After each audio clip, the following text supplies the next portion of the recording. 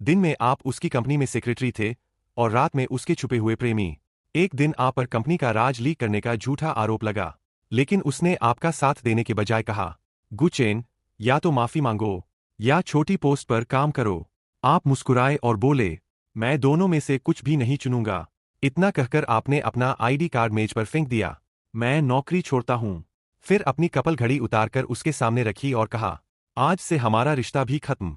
इतना कहकर आप बिना पीछे देखे वहां से चले गए। आपके जाते ही पूरा ऑफिस हैरान रह गया। सब एक दूसरे का चेहरा देखने लगे।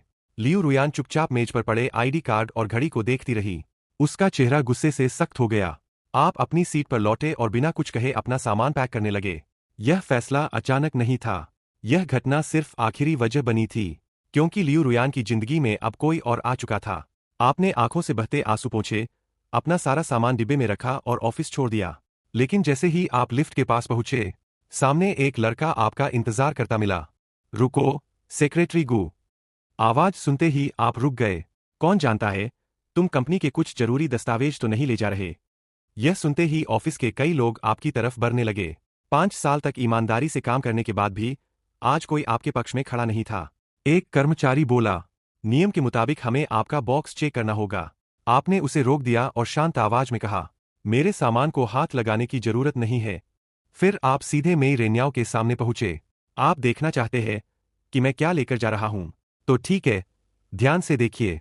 इतना कहकर आपने पूरा बॉक्स उल्टा कर दिया और सारी चीजें सबके सामने जमीन पर बिखर गईं और खाली डिब्बा सीधा मेई रेन्याओ के सिर पर जा गिरा। वह 2 सेकंड तक हैरान खड़ा रहा, फिर गुस्से में चिल्लाया, गुचेन, क्या तुम पागल हो गए हो? आपने शांत होकर कहा, आप ही तो मेरा सामान चेक करना चाहते थे। अब आराम से देख लीजिए। गुस्से में मेई रेन्याओ ने आपको थप्पड़ मारने के लिए हाथ उठाया, लेकिन इस बार आपने उसकी कलाई बीच में ही पकड़ ली। उसी वक्त ऑफिस का दरवाजा खुला और लियू रुयान बाहर आ गई। उसने नाराज नजरों से आपकी तरफ देखा। आपने मेई रेन्याओ का हाथ छोड़ा और अगले ही पल, धड़ाम, एक जोरदार थप्पड़ उसके चेहरे पर पड़ा।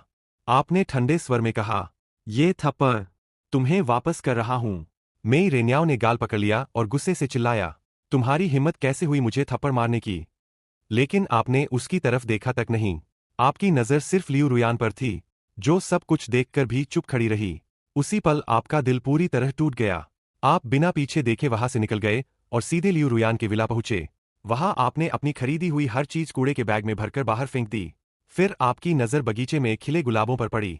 वे फूल आपने अपने हाथों से लगाए थे। आपने प्लास्टिक अपने हाथों पर लपेटी और एक एक करके सारे गुलाब जड़ से उखाड़ने शुरू कर दिए। सारे गुलाब उखाड़कर आपने उन्हें भी कूड़े में फेंक दिया, लेकिन इतने प्यार से लगाए थे, इसलिए एक छोटा सा गुलदस्ता अपने लिए रख लिया। सब खत्म होने के बाद आपने अपना फोन निकाला, एक कॉल की और बात पूरी होते ही सिम कार्ड निकालकर कूड़ेदान में फेंक दिया। अगर रिश्ता खत्म करना है तो पूरी तरह। कुछ देर बाद आप विला के बाहर खड़े थे। हाथ में गुलाबों का गुलदस्ता था और चेहरे पर मिट्टी लगी हुई थी। तभी सामने वाला आपको देखकर हैरान रह गया। तुम्हारी ये हालत कैसे हो गई? और लियू रुयान तुम्हें इतनी आसानी से जाने देगी? आपने शांत होकर जवाब दिया, मैंने नौकरी छोड़ दी और हमारा रिश्ता भी खत्म हो गया। वह चौंक कर बोला, क्या? उसने तुम्हें छोड़ दिया? आपने हल्की मुस्कान के साथ कहा, नहीं, उसे मैंने छोड़ा है। वह समझ गया कि आप मजाक नहीं कर रहे। आपने शांत होकर कहा, अब बस सब खत्म हो गया। उसने पूछा, कम से कम मुआवजा तो मिला होगा?